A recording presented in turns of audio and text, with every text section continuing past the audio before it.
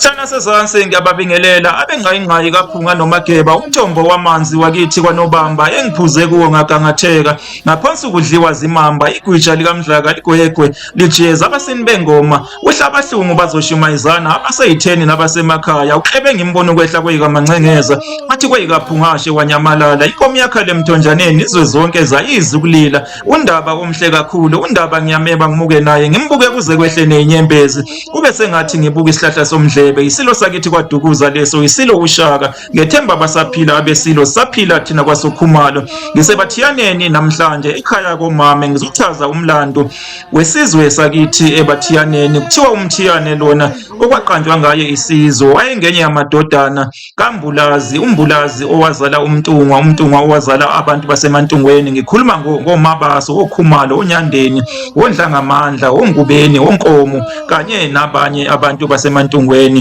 ngesikhathi abantu bakwaKhumalo besankanise ngasemfoloze emnyama kuthiwa babesendawonye nabantu basebathiyaneni kwaze kwanyomuka uDlabela kubona wakhumuka kubona wathi khumu uDlabela indodana kaSikhangane kaNoxhoko yaphikelela esizweni sakwaMthethwa esasibuswa inkosi uKhayi ngaleso sikhathi yayocela indawo yokwakha uDlabela kaSikhangane kaNoxhoko nina beqhawe kuthiwa inkosi uKhayi yabathethwa yamphendula ngokuthi uma ngabe efuna indawo yokwakha makayoxosha abahlengwa ababakhe ngasolwandle kuthiwa wayiphaka ngempela uDlabela impi wayohlasela abahlenga kodwa ke bafike bamehlula wayithela kumalunda wayichoma yagcina ihlehlile ke impi yakhe wabuyela enkosini uKhayi ingaphethe lutho kuthiwa ke kwakukhona nabakwanyawo nabo ngasolwandle ababekade besuke ngaseswazini nabo befuna indawo yokwakha kuthiwa ke uDlabela wagcina ke enze umfela ndawonye nabo bahlanganyela ke isizwe sabahlenga bagcina ke besixoshile bayithola kanjalo ke indawo yokwakha abakwanyawo kanye nabathiyane ababengaphansi kukaDlabela kaSikhangane nina bezulu eliphezulu uDlabela lona wazala ulanga owazala uNqoboka ke waduma kakhulu uyena ke owawuqamisa kakhulu umlando wakithi ebathiyaneni wakhula nelembe kwaMthethwa babuthelwa ebuthweni lezicwe izicwe zesibili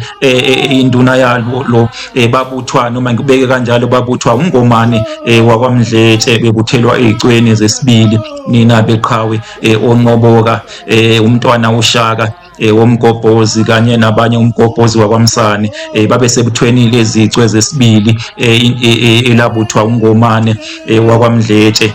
komsindazwe nina bezulu eliphezulu uNqoboka naye wakhulela khona kwaMthethwa ngoba kuthiwa unina wayengudade wabo wenkosi uDingiswayo unina kaNqoboka kanye nenkosi uDingiswayo babezalwa ke uMambokazi kwakuthiwa igama lakhe uMabhamba cishe kulapho nina beqhawe kuthiwa wayelamana nenkosi uDingiswayo umama kaNqoboka wasebathiyaneni nina beqhawe ingakho ke sibona ke lapho ngenkathi ke uNqoboka esebanga ubukhosi nomne wabo uNondlovu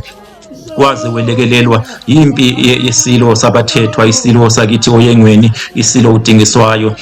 wagcina ke udle kanjalo ke umhlanganiso uNqoboka ngenkathi elwa nomfowabo uNondlovu kaLanga nina beqhawe ngenkathi bebanga ubukhosi nina beqhawe nina bezulu eliphezulu balwa ke ikhawu ezimbili isikhawu sokuqala yahlehla kaNqoboka kwathe sesibili ke isihamba ke nempi ke yabathethwa impi kaNqoboka ke yawudla ke umhlanganiso nina beqhawe uNqoboka ke lona nina beqhawe kuthiwa waphila ke isikhathi eside kangangokuthi ngisho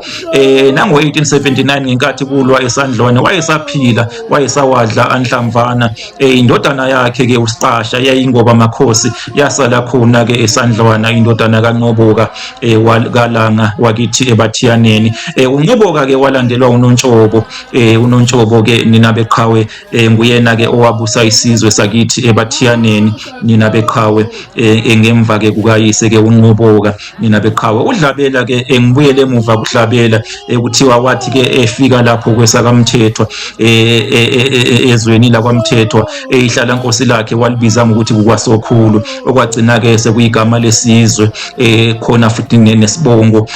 njengoba sazi ke isibongo sakwaSokhulu nina beqhawe nina bezulu eliphezulu kwabe ke kuyigama lehlala nkosi kukhona futhi nendawo yakwaSokhulu nina bezulu eliphezulu yaqanjwa ngegama lehlalankosi likaDlabela, uDlabela kaSikhangane, uSikhangane esihle esakhanga amadoda. Baphile abezulu eliphezulu.